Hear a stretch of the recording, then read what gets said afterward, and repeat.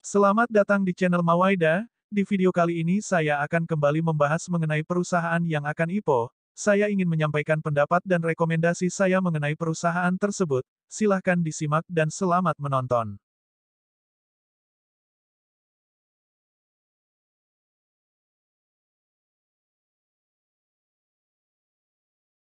Berdasarkan keterangan di prospektus, perseroan didirikan pertama kali dengan nama PT Putra Insan Permata, pada tanggal 23 Juli tahun 2004, kantor pusat berlokasi di Jalan Jenderal Gatot Subroto, Karet Semanggi, Setiabudi, Jakarta Selatan.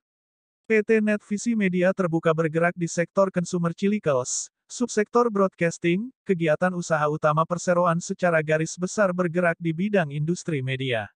Berdasarkan prospektus, jumlah saham yang ditawarkan ke masyarakat yaitu sebesar 765.306.100 atau 4,37% dari total keseluruhan saham, dengan harga penawaran berkisar antara Rp190 sampai Rp196 per lembar.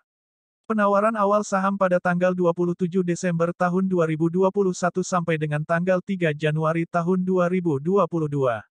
Perkiraan tanggal penawaran umum saham dimulai dari tanggal 18 Januari sampai dengan tanggal 21 Januari tahun 2022, sedangkan tanggal pencatatan di Bursa Efek Indonesia pada tanggal 25 Januari tahun 2022.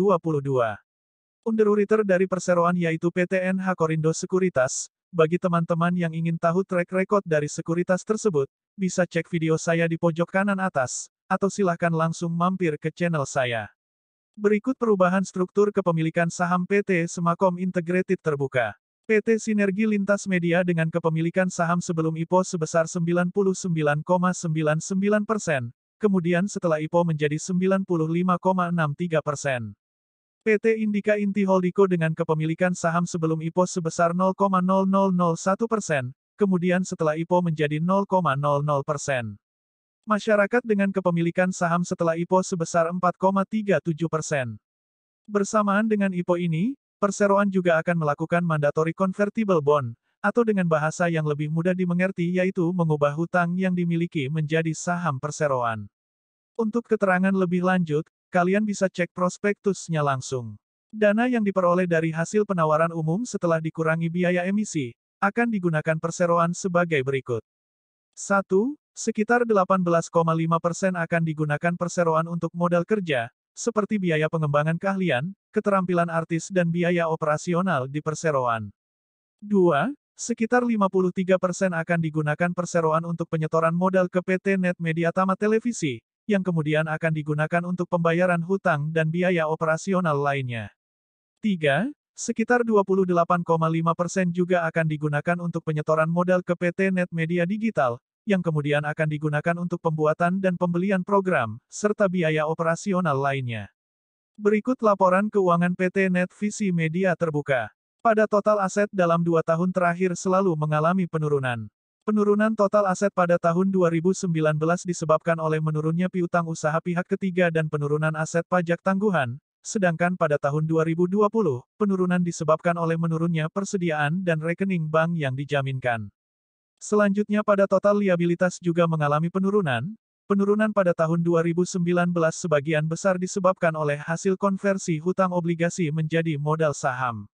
Sedangkan pada tahun 2020, penurunan disebabkan oleh menurunnya pinjaman dari pihak berelasi serta hasil konversi hutang obligasi menjadi modal saham. Dan yang terakhir, pada total ekuitas pada tahun 2019 sempat mengalami penurunan, kemudian pada tahun 2020 kembali mengalami peningkatan. Penurunan pada tahun 2019 disebabkan oleh kerugian bersih yang dialami perseroan.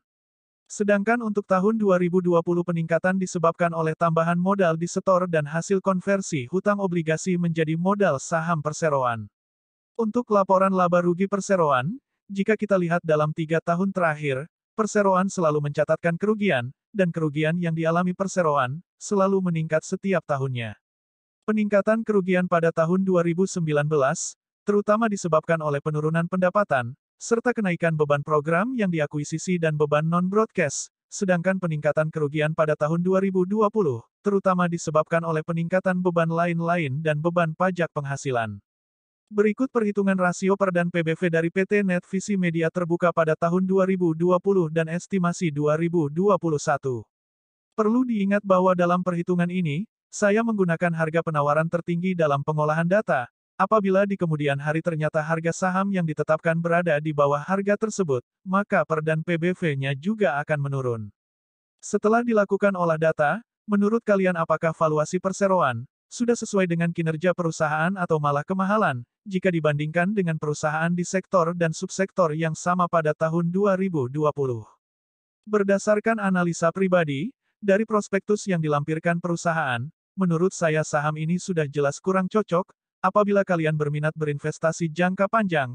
Alasannya yang pertama yaitu, jika kita lihat dari neraca perseroan, rasio hutang yang dimiliki, sudah tergolong kurang sehat, dan hutang kepada bank mencapai lebih dari 1 triliun, dan jika seandainya tidak terjadi aksi konversi hutang obligasi menjadi saham, serta tidak adanya tambahan modal di setor, tentu saat ini perseroan sudah pasti mengalami defisit ekuitas. Lalu alasan yang kedua, jika kita lihat dari laporan laba rugi, perseroan dalam 3 tahun terakhir selalu mengalami kerugian, dan kerugian perseroan setiap tahunnya selalu meningkat. Hal ini tentu bukan hal yang bagus bagi kalian yang berminat investasi jangka panjang. Sedangkan bagi kalian yang hanya berminat untuk berinvestasi jangka pendek atau hanya sekedar memanfaatkan momentum IPO, menurut saya saham ini kurang menarik, baik dari segi rencana penggunaan dana, kinerja perusahaan, maupun underwriter-nya. Akan tetapi bagi kalian yang suka berspekulasi, ada beberapa kabar yang mungkin akan berdampak positif pada investasi jangka pendek, yaitu, saham ini masih merupakan bagian dari kelompok usaha Indika Group. Meskipun bergerak di bidang usaha energi dan sumber daya di bawah bendera Indika Energi Terbuka, berdirinya Indika dimulai dari sebuah visi untuk membangun usaha di bidang media hiburan dan teknologi informasi. Nama Indika sendiri merupakan singkatan dari industri multimedia dan informatika. Dengan adanya kabar tersebut, mungkin harga sahamnya akan dibawa naik. Selain itu harga sahamnya yang di bawah Rp200 per lembar, sehingga arah yang dapat terjadi yaitu sebesar 35%. Hal ini mungkin juga akan menarik minat investor yang hanya berfokus pada keuntungan jangka pendek. Sekedar informasi tambahan, dilansir dari website bisnis.com, perseroan pernah akan melakukan IPO pada tahun 2018, akan tetapi IPO tersebut dibatalkan. Perolehan dana IPO pada tahun 2018 tersebut berjumlah 1 triliun, cukup jauh jika dibandingkan dengan perolehan dana IPO saat ini. Mungkin ini saja yang dapat saya sampaikan. Terima kasih telah menonton. Apabila ada pendapat yang berbeda silahkan dikomentari. Entah kalian trader atau investor, yang paling penting yaitu cuan. Nantikan video saya selanjutnya.